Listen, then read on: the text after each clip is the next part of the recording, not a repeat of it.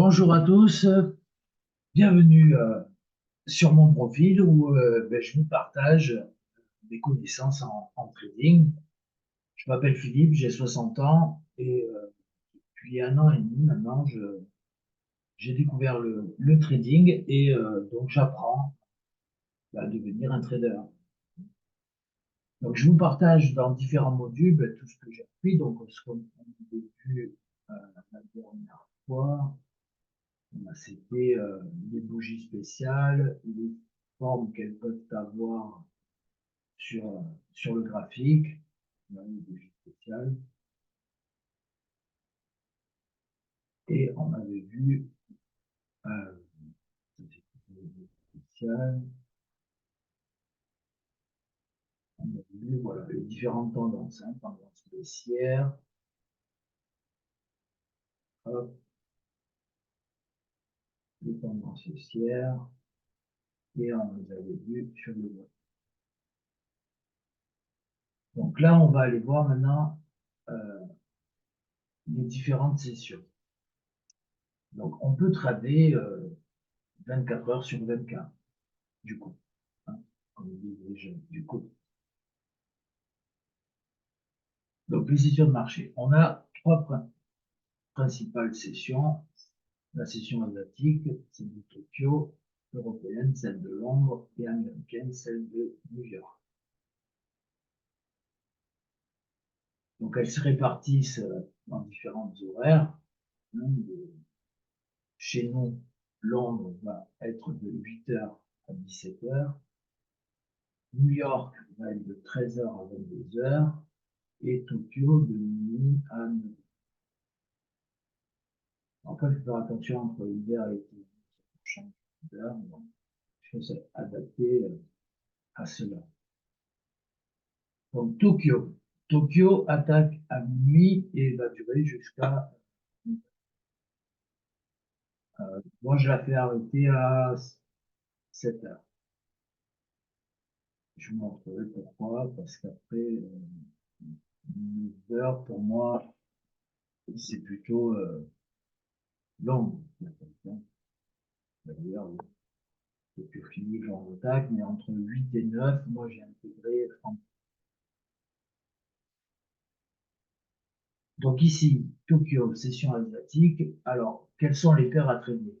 Parce que ce qui est intéressant de trader pendant cette session, c'est bien sûr le yen. Donc on va retrouver le dollar contre le yen, l'euro contre le yen, et la livre anglaise contre l'euro. Et éventuellement, à partir de 6 heures, on peut trader XAU, c'est l'or. L'or contre le dollar. Voilà, donc c'est une session chez nous en Europe qui est assez calme, sauf si vous vraiment vous y mettez à partir de minuit, hein, si vous prenez la nuit, il y a de gros mouvements entre minuit et 3 heures hein, sur ces zones. Voilà ce qu'on peut dire voilà, de la session de Tokyo. Pour les autres paires, les paires européennes et américaines, en général, pendant cette session, c'est très calme. Qui dit calme dit range. Hein, vous vous rappelez, tendance haussière, tendance baissière, et range, c'est-à-dire que le prix va rester dans une fourchette. Hein. On a ensuite la session de Londres, donc de 8h à 17h. La session en gros de donc, ce qu'on peut trader, bien sûr, c'est l'or. Et ensuite, ça va être toutes les paires européennes. L'euro-dollar, la livre contre le dollar, l'euro contre le franc suisse, le dollar contre le franc suisse. Donc ça, j'ai mis 3 plus parce que c'est une bonne session. Les mouvements sont pas trop compliqués. Elle est pas mal à traiter le matin. On verra exactement, à l'heure, de 17 heures, on verra quels sont les horaires intéressants pendant cette période. La troisième session, c'est la session de New York, qui elle va de chez nous de 13h à 22h. C'est la session américaine. Là, bien sûr, on va pouvoir trader toujours l'or. Et ensuite, les paires américaines, euro USD, GBP USD, euro CHF, USD CHF. C'est un peu les mêmes, voilà, c'est un peu les mêmes que ces deux-là.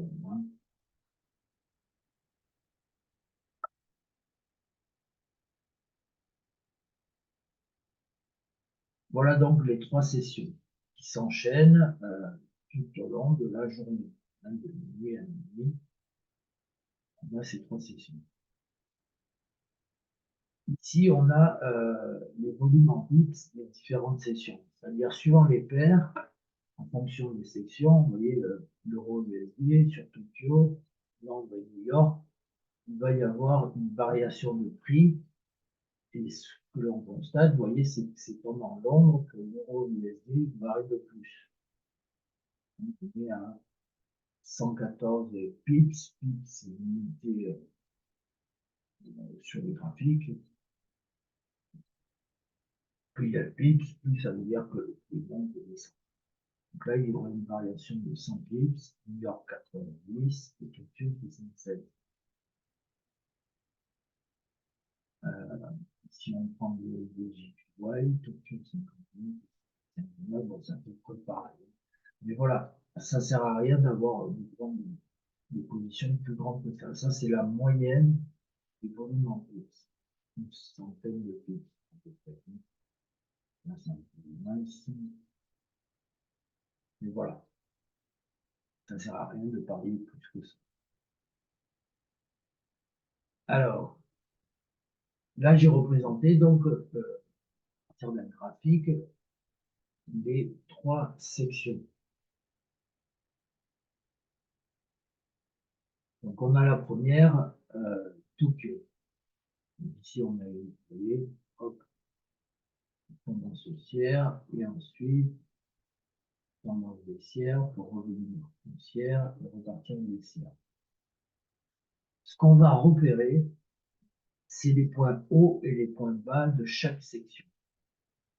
Et comme ici, le point le plus haut, et ici, le point le plus bas. Parce que ce sont des liquidités extérieures. Ici, on a des liquidités intérieures, les plus intéressantes, là où il y a le plus de liquidités, ça va être au sommet de Tokyo, puisque beaucoup d'ordres ont été passés. Les traders, lorsqu'ils ont vu cette montée, et puis là, ça a commencé à redescendre, ils sont rentrés ici pour faire tout ce mouvement jusque-là. Donc ici, ça s'est retourné un peu. Et hop, donc on repère par une tendance, une ligne horizontale, ce point le plus haut et ce point le plus bas de Tokyo. Alors, en général, qu'est-ce qui se passe sur le plan? On va commencer ici. Vous voyez directement, dès le début de la session de Londres, on est venu chercher cette liquidité, le point le plus haut ici, le point le plus haut de Tokyo. Vous voyez, on a récupéré la liquidité extérieure de Tokyo. On est monté un peu plus haut. Et donc, ici, on a une nouvelle liquidité extérieure, celle de Londres. On passe pareil avec une ligne horizontale. À partir de là, ben, le prix a chuté. Ici, il y a un petit range. Hop, il est venu jusque là. Où il a créé une liquidité extérieure, celle de Londres. Ici, on a deux liquidités extérieures qui sont intéressantes. Le prix est remonté. Et ensuite,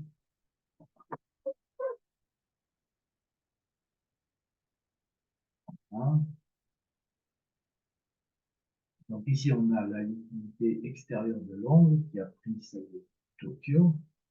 Ensuite, le prix a chuté pour aller, hop, ici, donc là, on a ouvert New York. Et dès le début de New York, regardez ce qui s'est passé, on est venu chercher les deux liquidités extérieures, celle de Londres, celle de Tokyo. On a créé la liquidité extérieure de New York, et ensuite le prix est reparti. Donc, ce qu'on remarque, c'est que dès qu'il y a une prise de liquidité extérieure, il y a un changement de direction. Donc, c'est ça qu'on va surveiller tous les jours, voir le prix, s'il va d'abord chercher une liquidité extérieure haussière ou baissière de la session précédente. Voilà, ça nous donne en quelque sorte des objectifs, des directions à suivre dans l'évolution du prix. Donc New York a pris les deux liquidités, celle de Londres, celle de Tokyo, et avec toute cette liquidité récupérée, regardez ce grand mouvement qui fait, pour aller chercher la liquidité extérieure ici de Londres. Il est parti plus haut, a créé une nouvelle liquidité extérieure sur Milan pour ensuite redescendre. Donc Tokyo nous donne un point haut, un point bas, liquidité extérieure. Londres va nous donner la même chose, mais on va repérer comment il réagit par rapport à une crise de liquidité de la session asiatique. Hein, ici, il a pris Tokyo et l'autre, il est descendu. Et c'est New York qui a enchaîné pour récupérer ses liquidités ici. Voilà, donc ce qui est intéressant, c'est ça, c'est suivre le marché en fonction des sessions. Donc, si on attaque le monter à 9 heures, et on va analyser la session asiatique, voir où a été créée une liquidité extérieure de cette session, et voir comment l'homme réagit, et par rapport à ça, on prend une heure dessus.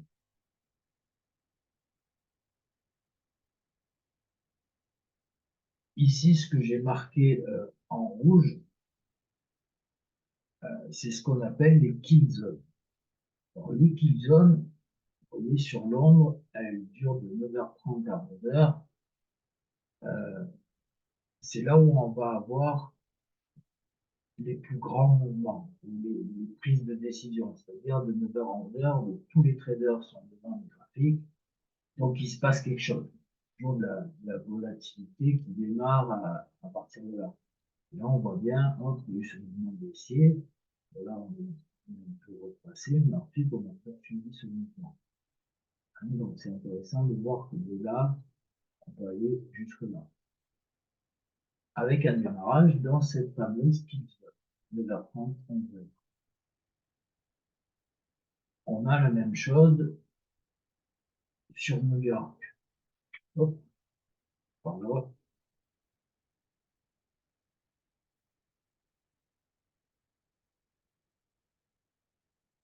Alors, on a la même chose sur New York. Ici, la zone qui est de 14h30 à 16h30.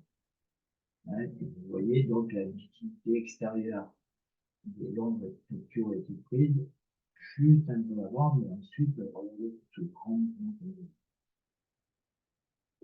Là, il y a eu une décision a été prise ici, dans cette petite zone. C'est là où on va avoir le plus de volatilité. On peut poursuivre, hein, une fois que le point haut de Londres a été pris, vous voyez, hop, on a eu une redescente.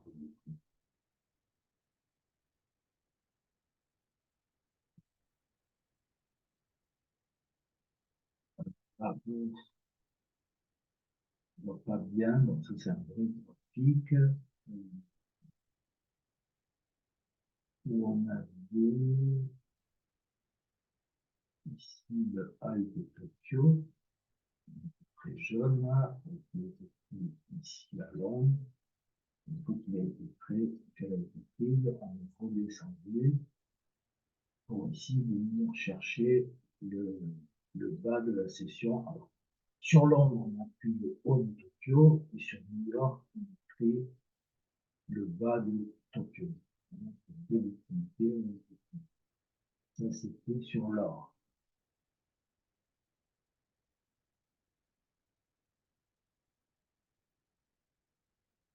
Alors, pour avoir des indicateurs, euh, donc vous vous rappelez, sur TradingView, tout en haut, à côté des différents temps, hein, minutes, heures, etc., ou les bougies, ensuite il y a marqué indicateur. Euh, ici.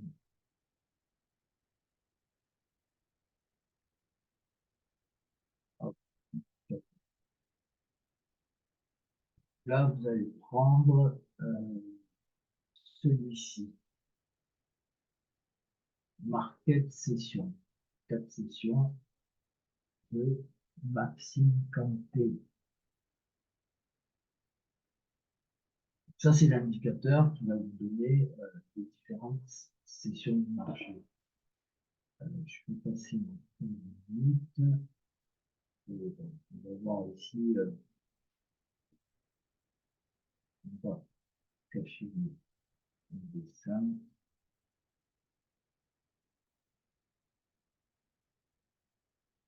Je vais faire apparaître pour voir les différentes sessions. Donc ici, Londres, là, New York, et là, Tokyo. Vous voyez, ce qu'on remarque, c'est quand même. Donc là, on est sur le terrain. Voilà. Vous voyez, souvent, Tokyo, bon, il ne se passe pas grand-chose. Par contre, ensuite, sur Londres, et notamment New York, vous voyez, il y a eu de grands mouvements. Là, on est sur Tokyo, il est bientôt 7 heures. C'est assez calme.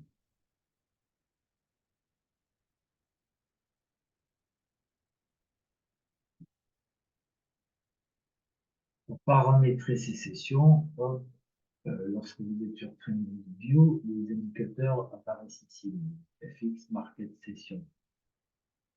Dans la roue crampée, on a ici les paramètres.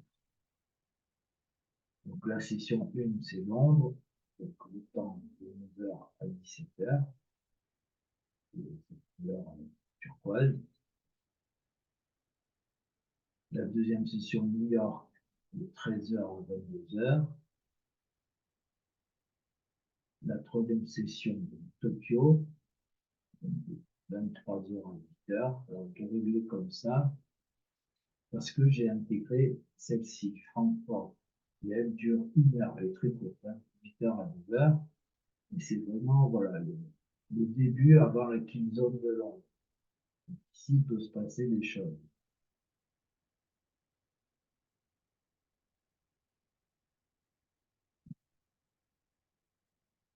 Hop, je remets ça.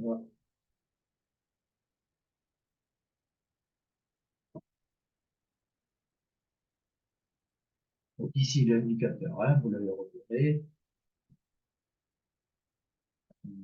Et vous en avez d'autres. Vous voyez ici, il y a ICT session kill zone.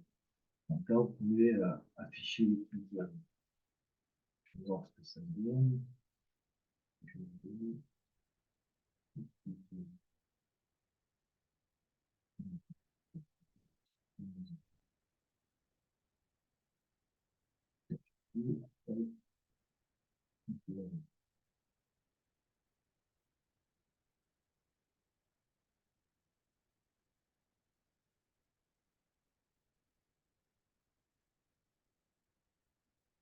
Voilà. Pendant cette zone, en fait, c'est juste après, on a eu ce grand mouvement. La décision était prise là. On avait un range. On a pris en haut. Et hop, on est parti. On est ensuite,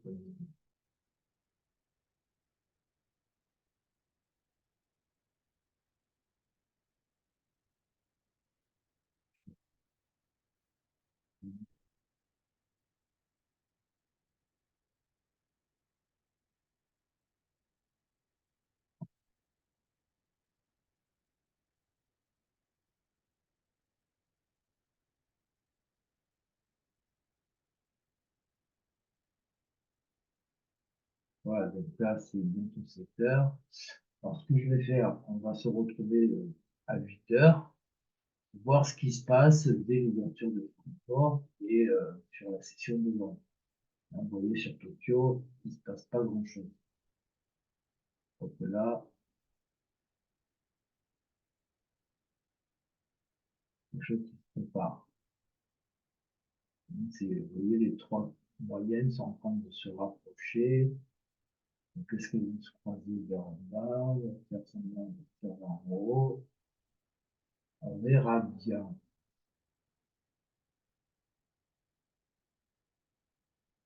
Donc, en fonction de l'heure où vous tradez, hein, vous allez choisir. Hop,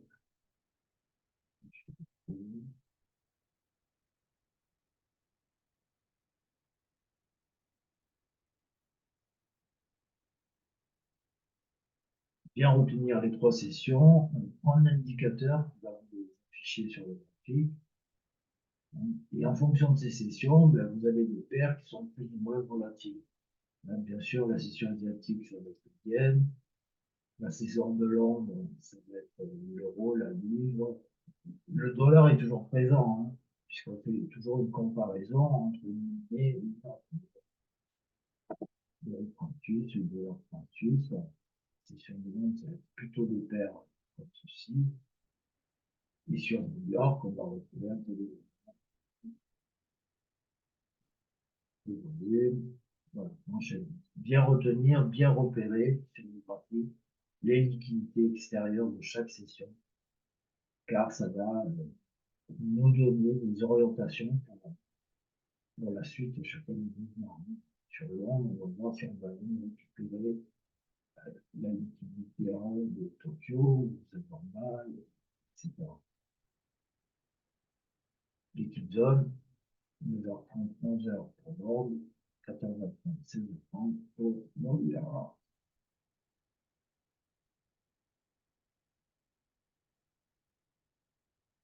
Voilà, donc si possible, trader pendant le pilote. C'est là où il y a des choses qui se préparent. Repérer les liquidités externes de chaque session, et bien sûr, choisir la bonne paire en fonction de sa session. Merci beaucoup, et puis je vous dis à bientôt pour le prochain vidéo où on verra une mise en pratique sur TradingView. Je vous souhaite une bonne journée et on se retrouve à 8h pour l'ouverture de Francfort.